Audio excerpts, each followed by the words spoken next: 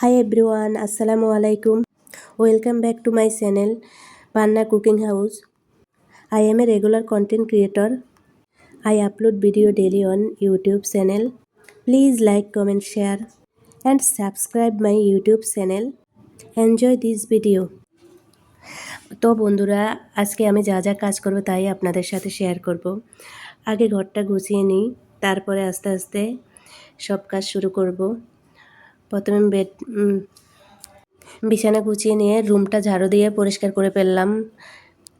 মেয়েদের ঘুম থেকে উঠতে দেরি, কিন্তু রুমের কাজকর্মগুলা নিত্যদিনের সঙ্গী, এজন্য কাজগুলা করতেছি।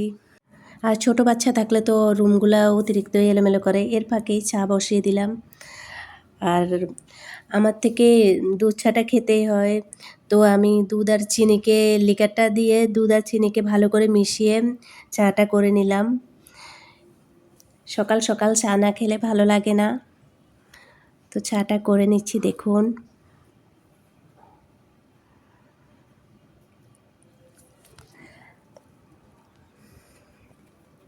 চাটা কত সুন্দর হয়েছে।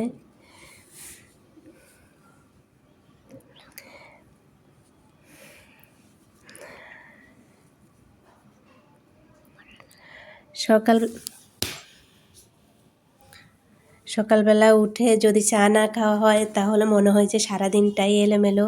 এজন্য আমি চাটা গুছিলাম, চায়ের সাথে এক পিস বন নিয়ে খেয়ে নিলাম। তার ফাঁকেই আমি রুটি বানানোর জন্য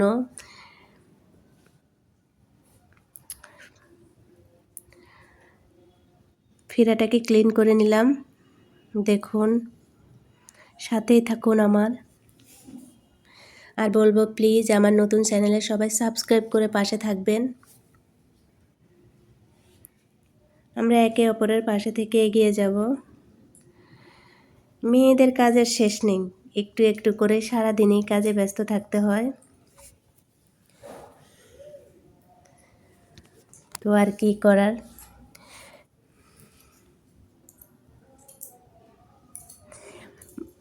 এক একজন সকালবেলা এক একটা খায়, কিছু তো করার নাই।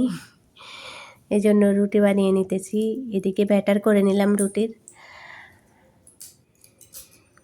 ব্যাটার করে কয়েকটা রুটি বানিয়ে নিতেছি। দেখুন, সাথেই থাকুন প্লিজ।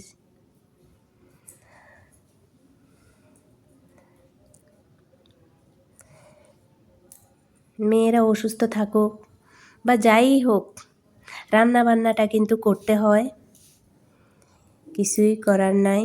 যত কিছুই হোক, আগে খাওয়ার ব্যবস্থাটা করতে হয়। আর রুমের এক একজনের এক একটা চাহিদা থাকলে এক একটা জ্বালা। আমার বড় মেয়ে আবার পরোটা ছাড়া খায় না, তো ওর জন্য আবার পরোটা করে দিতে হয়।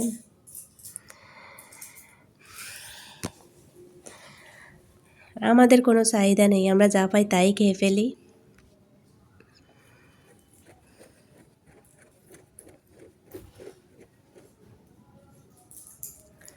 আস্তে আস্তে রুটিগুলো বেলে নিলাম। সবাইকে বলবো প্লিজ আমার চ্যানেলটাকে সাবস্ক্রাইব করে পাশে থাকবেন। আপনাদের ভালোবাসায় বহুদূর এগিয়ে যেতে চাই।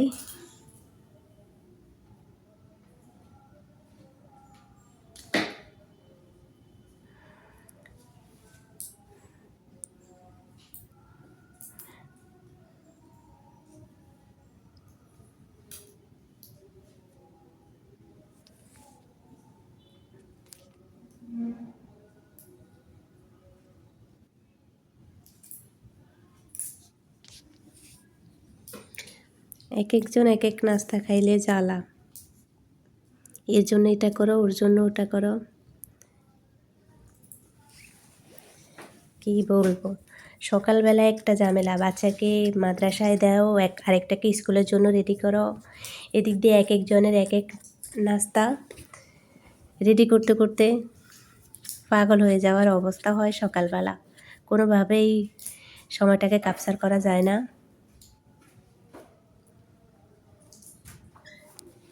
মেয়েদের কাজের কোনো শেষ নেই। মেয়েদের স্কুলে দাও, বাচ্চা সামলাও, ঘর সামলাও, বাজার করো। তারপরও পুরুষরা এসে বলবে তোমরা কী কাজ করো, কী করছো। বাচ্চাকে স্কুলে দাও, বাচ্চাকে পড়াও, বাচ্চার পড়াগুলো গোছাই দাও, সবই কিন্তু মেয়েদের কাজ। তারপরেও কিন্তু মেয়েদের কোনো নাম থাকে না। কি বলবো, তার ফাঁকে ফাঁকে পরোটাগুলো বানিয়ে নিচ্ছি। দেখুন, কড়াইতে তেল দিয়ে পরোটাগুলোকে ভেজে নিচ্ছি। এর ফাঁকে ফাঁকে বাচ্চাকে তোলো, বাচ্চাকে রেডি করো, বাচ্চাকে খাওয়াও, মানে সবই নিজের ঝামেলা। সকালটা হলে মনে হয় যে যুদ্ধ চলতে থাকে, তারপরেও দিশ পাওয়া যায় না।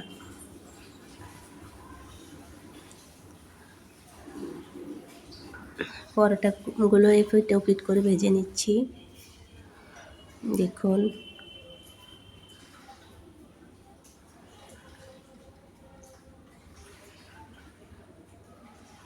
সুন্দর করে ভাজা হয়ে গেলে নামিয়ে নেব।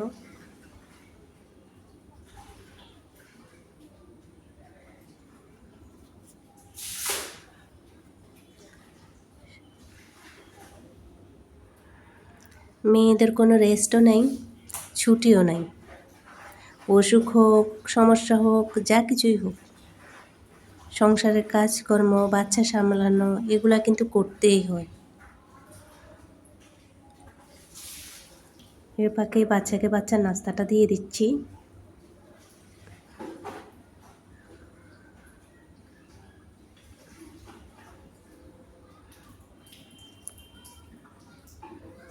বাচ্চাকে চা দিয়ে দিচ্ছি আর পরোটা দিয়ে দিচ্ছি। দেখুন,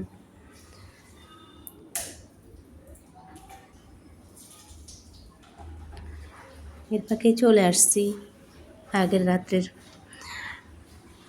প্লেটগুলা, সবগুলা ময়লা প্লেট বাটি ধুয়ে নিচ্ছি। ওগুলো ধুয়ে পরিষ্কার করে নিচ্ছি।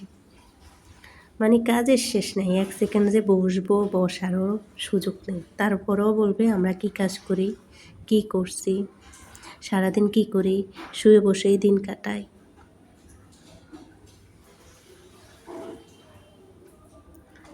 আমি বলবো, সবাইকেই বলবো যে পড়ালেখা করে বসে থাকবেন না, অন্তত কিছু করার চেষ্টা করবেন। এই যে আমি পড়ালেখা করে বাচ্চাদের কথা ভেবে বসে আছি, এখন বুঝতেছি যে কেন বসেছিলাম।